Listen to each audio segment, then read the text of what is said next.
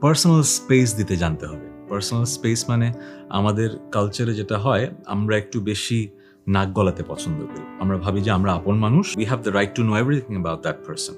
বাবা-মা হলেও ভাবি, ভাই-বোন হলেও ভাবি, বন্ধু-বান্ধবী হলেও ভাবি, আত্মীয়স্বজন হলেও ভাবি। কিন্তু এটা উচিত না।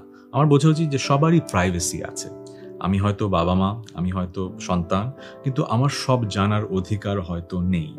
আমার ওই সেন্সটা তৈরি হতে হবে যে সবার প্রাইভেসি আমার রেসপেক্ট করতে হবে। হ্যাঁ, এমন হতে পারে যে একটা বিষয় যেটা আরেকজন ভাবছে এটা আমার প্রাইভেসির পার্ট, আপনি ভাবছেন যে না, এটা আমার জানার অধিকার আছে। সেটা কিভাবে সুন্দর করে কথা বলে মিউচুয়ালি একটা জায়গায় আসা যায়, সেটা চেষ্টা করতে হবে।